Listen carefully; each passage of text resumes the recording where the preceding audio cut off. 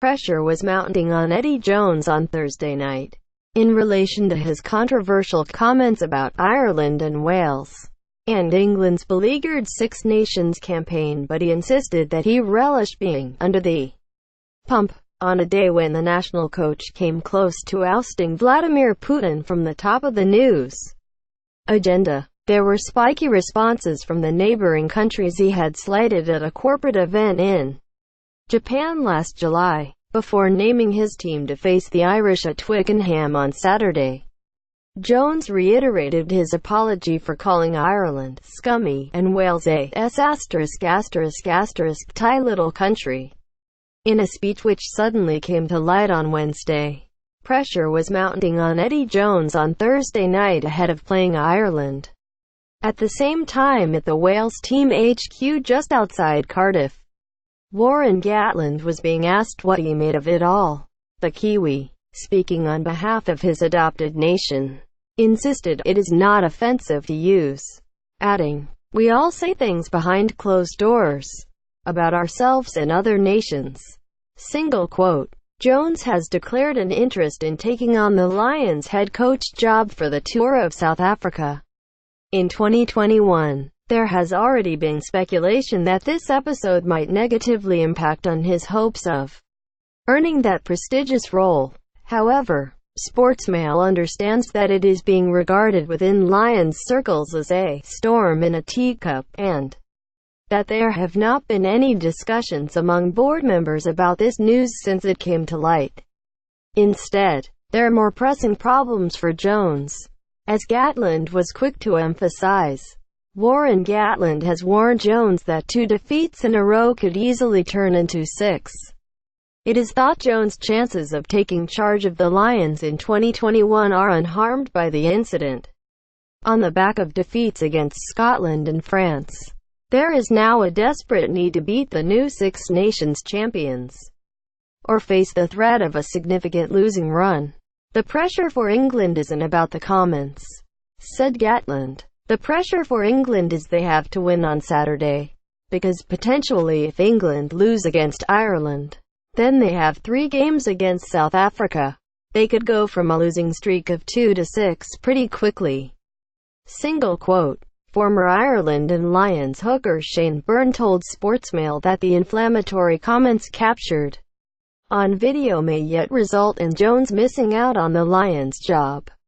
"If there's a 50-50 call between Eddie Jones and someone else and they're looking at their flaws, it could be held against him," he said. "It was tongue-in-cheek, but it won't help him.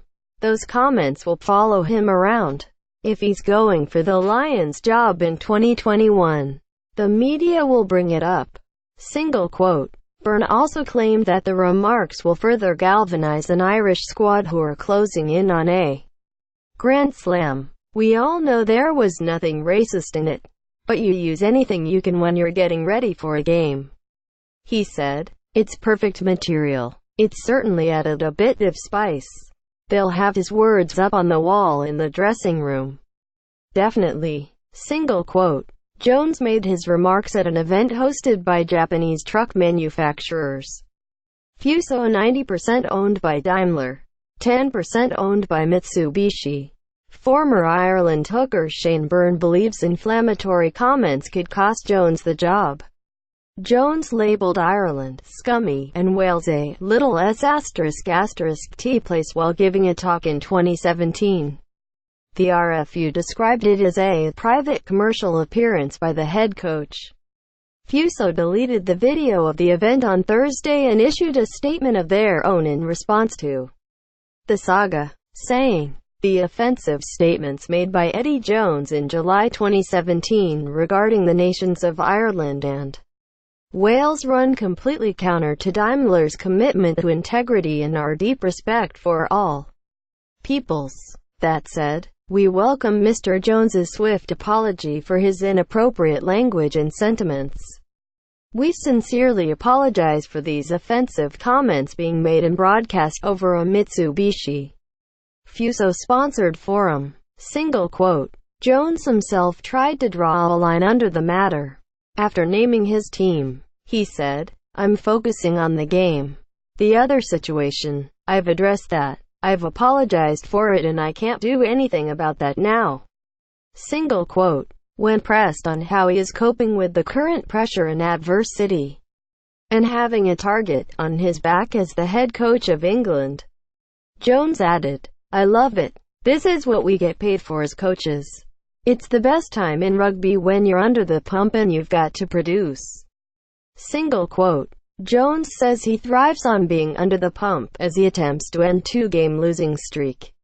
Some of the response to this controversy has been wildly inappropriate. There have been radio phone-ins to debate whether Jones should lose his job. He shouldn't. Of course, to suggest he should is ludicrous, dangerous nonsense, but perspective is what really becomes lost in these situations. These days, as he is now the norm, the Rush to Outrage Brigade have been out in force, foaming at the mouth with righteous indignation. Jones has been foolish and it was appropriate that he apologized. He recently warned after being accosted by drunken Scottish fans after a train journey that prominent public figures must take care with what they say, only for this to happen, which suggests he does not always follow his own advice when he expects his players to be very guarded and correct with all their talk and behavior. His own conduct smacks of double standards. But is he bigoted or malicious?